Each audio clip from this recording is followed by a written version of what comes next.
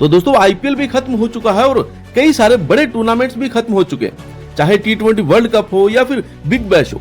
बहुत सारी लीग्स हैं जो कि खत्म हो चुकी है, लेकिन एक चीज खत्म नहीं हुई और वो है आपके सवाल। और वो ये है कि ड्रीम 11 का फ्यूचर क्या है, माई 11 सर्कल का फ्यूचर क्या है, क्या ये ऐप फिर से शुरू होंगे या फिर नहीं होंगे। ड्रीम 11 या फिर माई 11 सर्कल जैसी फैंसी ऐप पर पैड कॉन्टेस्ट या फिर मनी कॉन्टेस्ट शुरू होंगे या फिर नहीं। आरएमजी मामले को लेकर के कोर्ट का क्या फैसला आएगा और आखिर कब इसकी सुनवाई होगी। अब पेशेंस लगभग खत्म हो चुका है, क्योंकि बहुत सारे लोग ये बोल रहे हैं कि मेरा खुद का भी यही पर्सनल मानना था कि ड्रीम 11 आईपीएल तक कम बैक कर जाएगा या फिर जो भी गवर्नमेंट और कंपनियों के बीच जो भी बातें हैं वो भी शॉर्ट आउट हो जाएंगी, सुप्रीम कोर्ट से भी कुछ ना कुछ डिसीजन आ जाएगा। बट अगर आज की तारीख में अभी तक तो ऐसा कुछ नहीं हुआ। सुप्रीम कोर्ट से अगर प्रोगा बिल को लेकर बात करें तो केवल तारीखें ही मिली, एक के बाद एक तारीख मिलती गई और अभी इस टाइम पर तो ऐसी सिचुएशन बन चुकी है कि तारीख भी नहीं मिल रही।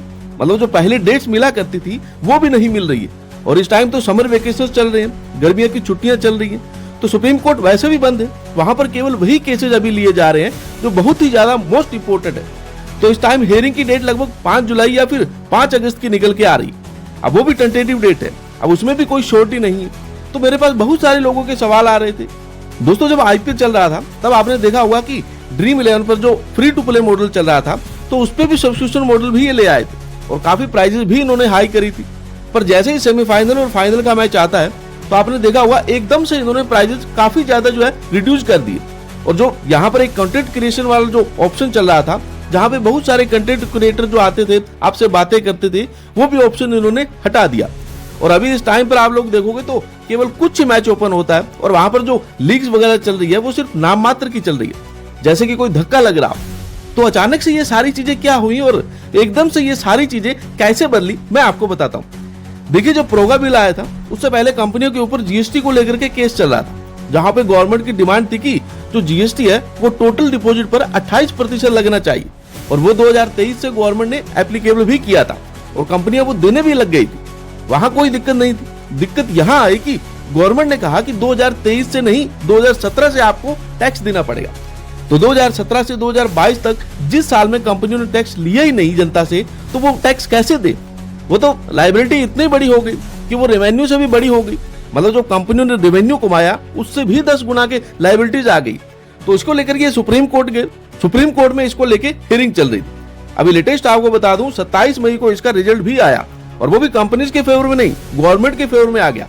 अब सुप्रीम कोर्ट ने बोला आपको टैक्स जो है वो 2017 से ही देना पड़ेगा। और यही कंपनियों के लिए सबसे बड़ा झटका था। मतलब ये इतना बड़ा झटका था कि प्रोगा भी उतना बड़ा झटका नहीं था। तो इस स्थिति में ड्रीम 11 और जितनी भी कंपनियां थी उनकी स्थिति ये हो गई कि बस अब ऐप बंद कर दो। तो यहाँ पर ड्रीम 11 ने इस वजह से अपने सारे कंटेंट हटा दिए, सब कुछ रिमूव कर दिया, केवल अपना यूजर स्पेस बनाए रखने के लिए वो ऐप को रन करा रहा है। अब मैं आपको बता दूं ड्रीम 11 का फ्यूचर क्या है। देखिए अभी रिसेंटली लास्ट 2-3 दिन पहले एक न्यूज़पेपर है जो काफी अच्छा आर्टिकल बनाते हैं, तो उन पे आप जो है रिप्लाई भी कर सकते हैं, भरोसा भी कर सकते हैं। मतलब बहुत सारे छपते हैं बट कुछ ऐसे होते हैं जिन पे आप भरोसा कर सकते हैं। तो उनकी तरफ से एक न्यूज निकल के आ रही है कि गवर्नमेंट को भी कहीं ना कहीं इस चीज का एहसास हो रहा है कि जो हम जीएसटी ले रहे हैं 2017 से 2022 तक का, वो कहीं ना कहीं गलत है। क्योंकि जो भी कंपनियां हैं वहां पे काम कर रही थी, सब एक दूसरे को देख के जो भी बाजार में रूल फॉलो हो रहे थे उसी चीज को फॉलो कर रही थी। अब इसी वजह से वो इतना जीएसटी दे रही थी। तो इसको लेकर के थोड़ा सा हो सकता है कि कंपनियों या फिर गवर्नमेंट के बीच में इसको लेकर के बात हुई हो और बीच का रास्ता निकाला गया हो। तो गवर्नमेंट को इसको लेकर सोच रही है कि जो पुराना टैक्स है वो इनका माफ कर दिया जाए। तो इसको लेकर जीएसटी एक्ट का एक सेक्शन 11A होता है। अब उसमें गवर्नमेंट को पावर होती है कि वो चाहे तो उनका टैक्स माफ भी कर सकती है। तो इसको लेकर के नियम बनने लगे हैं। बट ये श्योरिटी नहीं है कि ये गेमिंग कंपनीज के लिए ही है, बट ऐसा सुनने में आ रहा है कि कहीं ना कहीं ये गेमिंग कंपनियों के लिए ही हो रहा है। और इसको लेकर अब जीएसटी काउंसिलिंग की एक बड़ी मीटिंग भी होने वाली है। अब वहां पे जो इसको लेकर चर्चा होगी, वहां पे बहुत सारी हाई पॉसिबिलिटीज है कि गवर्नमेंट इनका पुराना टैक्स माफ कर दे। अब आप सोच रहे होंगे कि गवर्नमेंट अगर पुराना टैक्स माफ कर देगी तो गवर्नमेंट को इतनी चीजें करने से फिर फायदा क्या हुआ। देखिए गवर्नमेंट का जो सबसे बड़ा कंसर्न था, जो मुझे समझ में आ रहा है अभी तक, कि गवर्नमेंट को चाहिए था जीएसटी, जो कि कंपनियां दे रही थी। तो अब गवर्नमेंट मुझे लग रहा है रूल्स में थोड़ा बहुत जो है रेगुलेट करके या फिर रूल्स में थोड़ा बहुत चेंजेस करके इन इंडस्ट्रीज को वापस से बैक कर सकती है। बट उस केस में जो है ना, इन पे जो जीएसटी एप्लीकेबल होगा वो 28% नहीं, वो अब टोटल डिपॉजिट पर 40% होगा। तो इस टाइम गवर्नमेंट के भाइयों पांचों हाथ घी में, बट कंपनियों के लिए बड़ा मुश्किल हो जाएगा, क्योंकि इतनी जीएसटी के साथ रन करना लगभग इम्पॉसिबल है। बट इस टाइम पर वो कर भी सकते हैं, कहीं ना कहीं उनको गवर्नमेंट की बात माननी पड़ेगी। अब ऐसा कंफर्म है, मैं कोई गारंटी से नहीं कह रहा हूँ, केवल मेरा एक आइडिया है जो मुझे लग रहा है। बाकी गवर्नमेंट क्या सोच रही है वो गवर्नमेंट को भी पता है। तो हो सकता है आने वाले टाइम में आपको आरएमजी बैक होते हुए भी दिख जाए विद रूल एंड रेगुलेशंस के साथ। पर जो जीएसटी जब एप्लीकेबल होगा वो टोटल डिपॉजिट पर 40% ही होगा। जो कंपनियां कह रही थी कि हम सुप्रीम कोर्ट में जाके केस जीत जाएंगे और प्रॉफिट पे ही 18% देंगी, तो वो रास्ता जो है बंद हो चुका। अब तो गवर्नमेंट बोलेगी वही उनको मानना पड़ेगा। अब चाहे तो ऐप बंद कर दो या फिर रन करो। अब पर्सनली मुझे ऐसा लग रहा है कि कहीं ना कहीं इस बार आरएमजी बैक कर सकता है, अगर जीएसटी माफ होता है तो।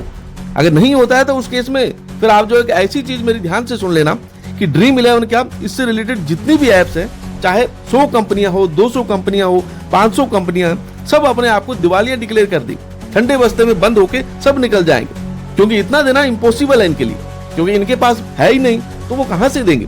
तो यहाँ पे अब 2 कंडीशंस होंगी। अब या तो ये कंपनियां दिवालिया होके बंद होके चली जाएंगी, या फिर गवर्नमेंट अगर इनकी बात मान लेती है, इनको माफ कर देती है जीएसटी, या फिर कोई सेटलमेंट हो जाता है, तो उस केस में फिर ये वापस से बैक कर सकते हैं। तो अभी इस टाइम पर जो ड्रीम11 का फ्यूचर, मुझे जो पर्सनली यही लग रहा है कि ड्रीम11 वापस से बैक करेगा विद रूल्स एंड रेगुलेशन के साथ, अगर इनका गवर्नमेंट के साथ सेटलमेंट हो जाता है। और उसके बाद में कहीं ना कहीं रूल्स में थोड़ी बहुत छूट देके तो गवर्नमेंट इनको बैक कर सकती है।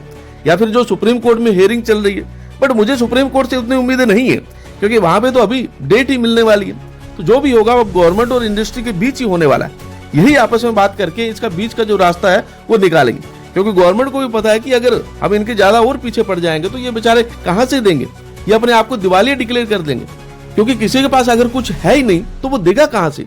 कि अगर आपका टैक्स उतना हो कि जितना आपने कमाया उतना हो तो फिर तो दे दे, पर जितना आपने कमाया उससे 10 गुना ज्यादा है, तो ये चीज गवर्नमेंट को भी पता है। पर गवर्नमेंट का मेन मकसद जो मुझे समझ में आ रहा है वो ये था कि जो टैक्स की जो कैलकुलेशन है वो टोटल डिपॉजिट पर होनी चाहिए, ना कि प्रॉफिट पे। अब वहां पे सुप्रीम कोर्ट से रिलीफ मिल चुका, तो अब कहीं ना कहीं अब ये इंडस्ट्री उस जगह पे पहुंच चुकी है जहां पे अब इसका कोई ना कोई डिसीजन आने वाला है। मतलब 3 से 4 महीने बड़े इंपॉर्टेंट है इस इंडस्ट्री के लिए। अब या तो ये बैक कर जाएंगी या फिर पूरी तरह से बंद हो जाएंगी। बस 2 ही चीजें होंगी, इसके अलावा कुछ नहीं होने वाला। तो वीडियो पसंद आए तो वीडियो को लाइक कर देना, चैनल से नहीं जुड़े हैं तो चैनल को भी सब्सक्राइब करके बेल नोटिफिकेशन को ऑल पर सेट कर देना। और अगर आपने अभी तक हमारे टेलीग्राम ग्रुप को भी ज्वाइन नहीं किया है तो कर लीजिए, क्योंकि वहां पर आपको best to best free team और इसके अलावा रियल मनी गेमिंग से रिलेटेड जो भी न्यू अपडेट आती है सबसे पहले आपको वहां पर मिल जाती है। तो टेलीग्राम को जरूर ज्वाइन कर लीजिएगा, लिंक आपको डिस्क्रिप्शन और कमेंट बॉक्स में मिल जाएगा। फिलहाल इस पूरे मामले को लेकर के आपका क्या कहना है, क्या ड्रीम11 या फिर माई11 सर्कल जैसी फैंटेसी ऐप बैन होनी चाहिए या फिर नहीं, हमें कमेंट करके जरूर बताइएगा।